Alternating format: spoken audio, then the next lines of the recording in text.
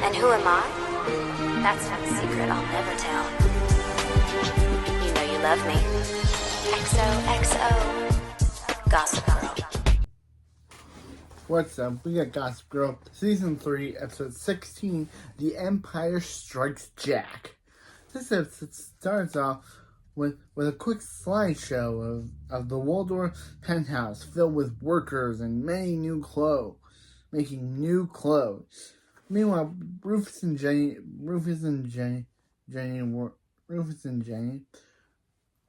are taking a walk, and he announces to her that he got her a job working at Eleanor's upcoming pop-up fashion show. Jenny, remembering the last time she worked for Eleanor, as of course she stole a dress from her, is hesitant accepting, but Rufus encouraged her to try anyway. Rufus, she stole a dress from her and told her that if she stole it, she'd never come back, and she did anyway. They arrive in the Waldorf penthouse, and Jane thanks her for getting her in. At the Empire, Blair arrives to see Chuck and is excited about the fashion show that night. She asks him to come uptown with her, but he tells her that he already has plans with Elizabeth. He raves to Blair about how Elizabeth is a natural about running a hotel, and he trusts her with the job completely. She wishes him a good day, and she agrees to go see Eleanor. When he's gone, the Empire security arrives in Chuck's suite to have him removed from the premises immediately. Chuck explains that while Elizabeth might be in charge, he's going to be living there, but the man replies that they have orders for him to leave. They have orders for him to leave that came from her. At the Waldorf, Jenny is approached by Eleanor and thanks her for letting her come back. She promises not to let her down, and Eleanor tells her that she rehired Agnes. You remember Agnes, the one that burned Jane's clothes and was a complete psycho? Yeah, she rehired her, and to give them both second chances. Agnes tells Jane that she still played with Will Holland, so yeah, Will Holland is back on the show. So yeah, Agnes tells Jenny that she's 90 days sober and in AA. Eleanor instructs Jane to get fitted and walks off. At the Vanderwoods, Dan and Vanessa are heading up to join Rufus, Nate, and Serena for breakfast. They pretend to have one they're dating, but find Nate, Serena already told Rufus, who thinks it's great. Back at the Waldorf, Eleanor tells Blair that Mr. Conwell, the CEO of Conwell Department Store, is coming to New York to see the show. He debates that Conwell is the largest retailer in the country and her first choice to carry her New Junior line. Blair is unenthusiased with the idea and asks why she can't have her line in the higher fashion store. Eleanor replies that her high fashion has fallen on hard times and she could potentially have her line in over 5,000 stores.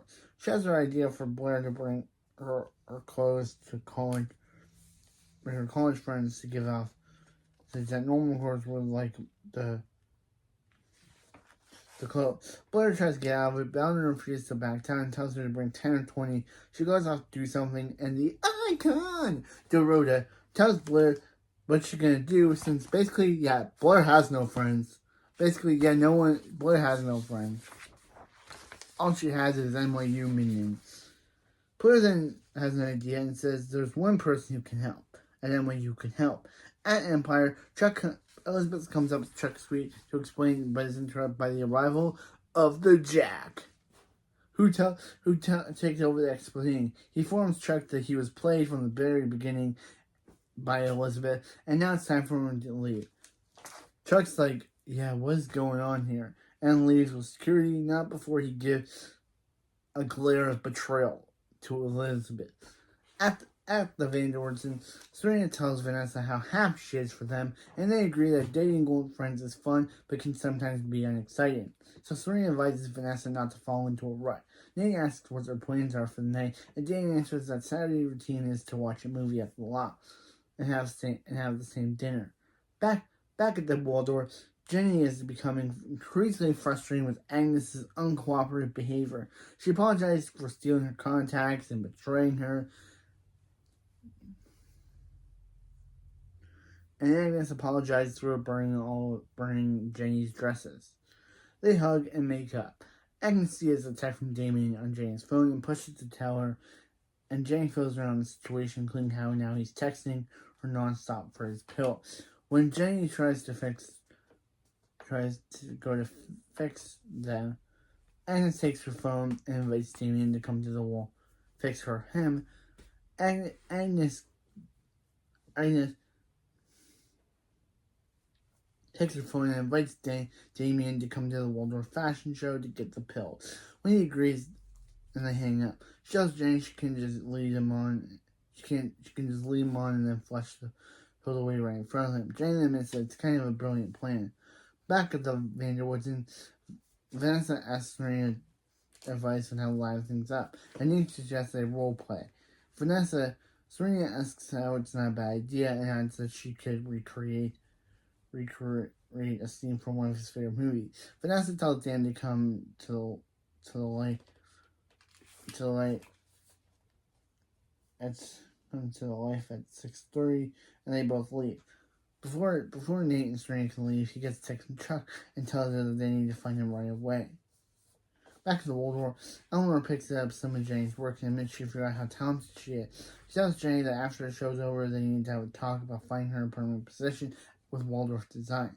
Jenny thanks her and then asks another woman, Callie, to bring the pills from her room like instructed. Agnes comes over and Jenny confesses that not so sure that she wants to go with the Damien thing now because she doesn't want to risk her fashion future.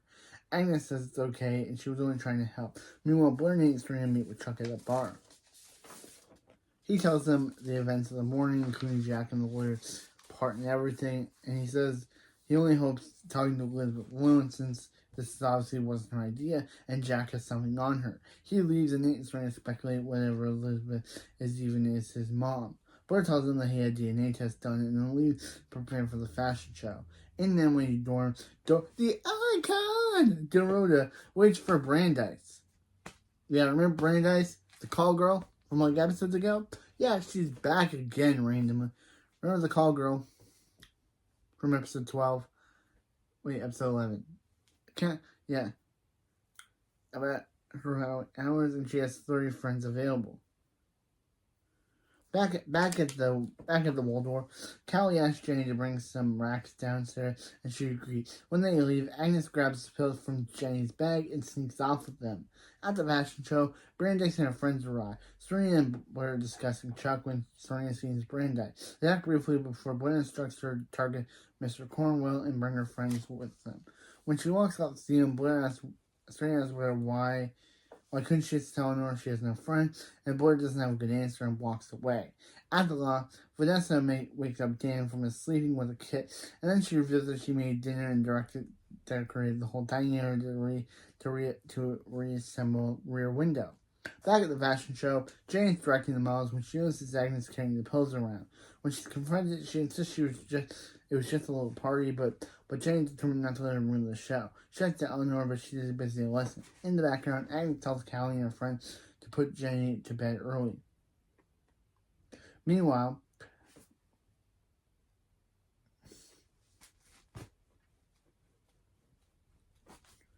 Chuck meets with Elizabeth somewhere. She offers to double whatever Jack has on her, but she reveals saying it was never about money. She explains that she and Jack are in love and they need each other. But Chuck isn't buying it, saying that there's no way. Jack Bass is a terrible person and doesn't know how to love anyone. Yeah, he says that Jack is a monster who doesn't know how to love anyone.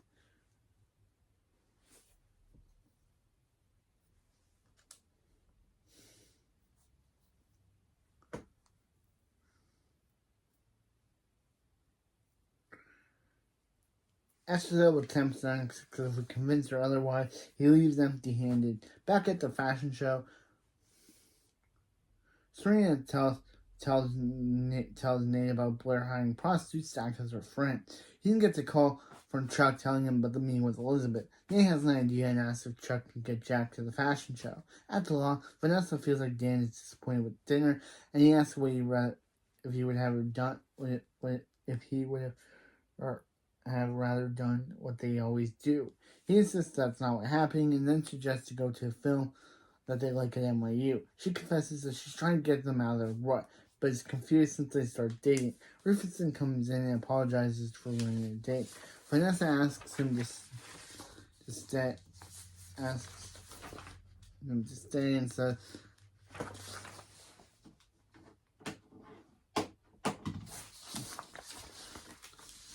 says that hanging out like usual is exactly what Dan wants. She walks out and Rufus asks what Dan's going on. Beth asks Dan what is going on. Back at the show, the models have begun walking and Blair tries to up-talk the line and Eleanor to Mr. Conwell. He agrees that the clothes are beautiful, but his stores will never keep Eleanor's designs because he knows prostitutes are there, and this isn't the clientele he wants to attract. Meanwhile, Jenny watches from backstage and is offered a glass of champagne by Callie. Callie takes it and begins drinking. Agnes comes back and asks Callie if they gave her 1 or 2, and she answers, yeah, they gave Jenny 3. Soon after, Jenny begins, they basically put 3 drugs in Jenny's drink, and soon after, Jenny begins to feel the effects of drugs and realizes Agnes drugged her. Agnes says that she needs some sort of revenge for Jenny going behind her back previous year. Damien's drugs just fell into her lap, so she decided to go with it. She begins blaming Jenny for ruining their business and walks away. Wow. Meanwhile, Jack finds Nate and asks where Chuck is. Nate directs him to the bar where he watched he and Serena flirt with every woman who approaches him. They agree to wait for Jack to be Jack and continue watching.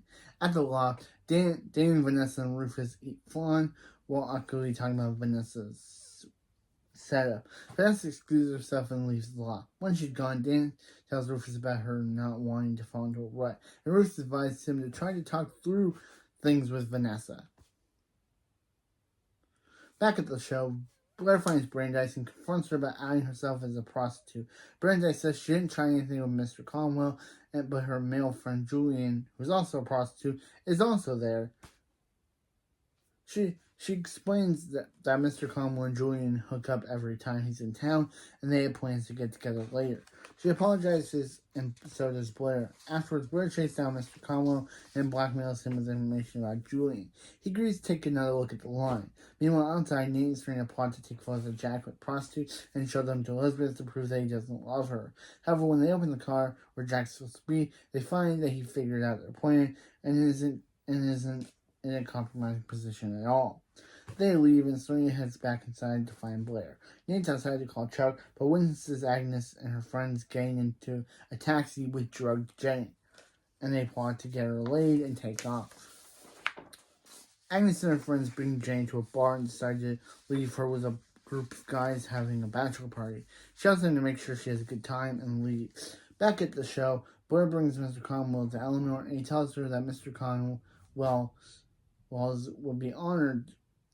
The Conwells would be honored to sell her thing. Eleanor is happy until he explains that some alterations would need to be made, including dropping the name Eleanor Waldorf from the clothes. She refuses to do so and kills the deal. He leaves, and Blair asks what she's doing. Eleanor tells her that she would rather lose the deal than lose herself. Then advises Blair to never hide who she is. Blair admits that everyone at NYU hates her and she has no friends. She admits that her friends at the fashion show are prostitutes and that while she tried, she hates NYU and can't fit in. Eleanor hugs her and tells her that it's okay that she didn't fit in anywhere because one day she'll find the place that she does. That's a nice moment. Back at the bar, the guys plan to leave without doing anything to Jenny. One asks if they're going to leave her, and the other insists that they'll just tell a bartender to call a cab. Meanwhile, Jenny's phone begins to ring, and she answers to find Nan there. And he asks where she is, and she answers that she doesn't know. She uses his phone to track her location and promises to be there soon. At NYU, Dan arrives in Vanessa's dorm to talk. He asks what happened, and she admits that they don't do anything different than when they were friends. Dan listens and says nothing they do is the same, and he wants to take her on a romantic second first date. She asks where, and he says it's a surprise. Meanwhile, Chuck meets with Elizabeth. She tells him that she signed the hotel with Jack. Just says that she made Jack choose between her and the hotel. After she chose the hotel, she's decided to leave the city. Despite everything, Chuck asks her to stay. She then admits that she isn't his real mom, and she has no knowledge of who his real mom really is. Of course, it's all a lie, because, yeah, of course she's lying. She is Chuck's real mom. They're just trying to do the whole, oh, she's not, but she really is. She replies that he's right, because his real mom could have never done to him what she did. She walks away. Of course, we all know she is his real mom. She's just telling that she's not, because the whole, she doesn't want to hurt his feelings. She doesn't want him to hate her, so to make him believe that she was lying about being his mother. Back at the bar, Nate overhears someone talking about Jenny and demands to know where she is. Meanwhile, a guy from the bachelor party starts to feel her up and offers to take her somewhere more quiet. Before they can leave, Nate walks in and saves her from the guy by leaving with her. He takes her home to the Vanderwoodsons. By the time they get there, she's sobered up a little. They meet with Rufus, who asks how the show was. Nate explains there was no cab, so he walked her home. Jenny's exhausted and heads off to bed. Rufus thanks Nate for walking her home and goes back upstairs. Back at the show, Blair tells Serena that she told Eleanor about hanging out with you. They talk, and some freshman girls from Columbia approach Blair and announce that they thought she was dead. Blair confused what they mean, and they said they hadn't read about her on Gossip Girl for a while. Surprised, she asked if they read Gossip Girl, and they answer everyone at Columbia does. Blair compliments one of the girls' shoes and fixes her headband to her liking. She thanks her, and when the group walk away, back at Vanderwoods, and so yeah, Blair might not be interested in Columbia now, because at least there, those girls know who she is. Blair might be interested. Blair might now want to go to Columbia, because at least there, the girls know who Blair Waldorf is. Back at the Vanderwoods, Nate brings Jane her purse she forgot and finds her sitting alone in the dark. He asks if she's okay, and she asks what's wrong with her. She continues that she doesn't know how she ended up where she did, and he tells her that things haven't been easy for him, but he's happy with Serena now. He promised her that he would turn around for him too. Then her phone rings, and she looks at and finds a text from Eleanor congratulating her on the night and inviting her to lunch the next day. He tells her that she needs to learn from this and thanks her for the night. They hug and he leaves. At the NYU dorm, Dan and Vanessa sit and eat pierogies. He asks if this is his idea of a romantic date, and he explains that getting to do all the things they used to, but with her as his girlfriend, is the most romantic thing he could think of. Vanessa likes that answer, and they kiss. Elsewhere outside, Nate and Vanessa happily kiss. At the Vanderwoodsons, Jenny reads the Nate Gospel article on how Serena and Nate are the golden couple. At the Empire, Chuck calls Elizabeth before she leaves, and she explains that she's leaving to become the person she forgot. He reminds her that she's ruined her relationship with Chuck, but she isn't fazed. With her son Chuck. She isn't fazed, but before she leaves, she takes one last look at her locket. One side with a picture of Bart, and the other with a newborn Chuck. At the NYU dorm, Chuck comes to see Blair, and she asks if he's okay. He tells her Elizabeth's gone, and the hotel's lost forever. He tells her that he's upset because he never needed his mother now, and he never will. And she replies that Warjack. Blair replies that if it's Warjack wants, it's war he's gonna get.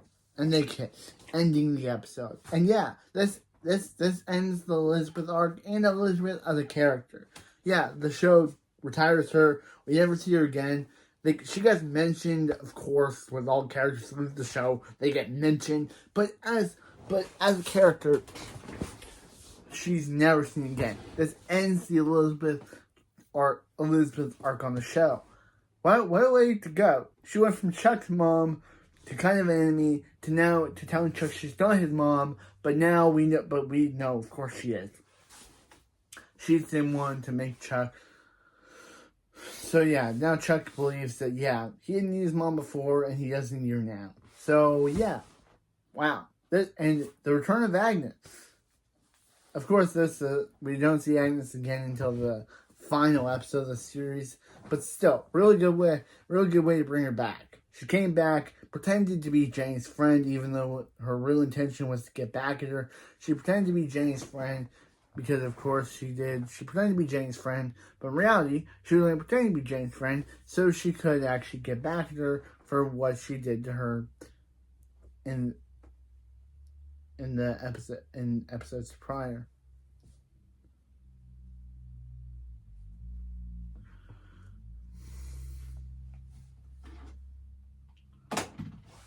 In season 2, episode 10, 9? Wait, no, 10, 11. I think it's episode 10. But anyway, episode 10, 11, episode 10, 11, and 12. But anyway, yeah. But yeah, that's it for this video, and I'll see you next time for season 2, episode 17, Inglorious Bastards. With Inglorious Bastards. But anyway, that's it for this video. You know you love me. XOXO Gossip Girl.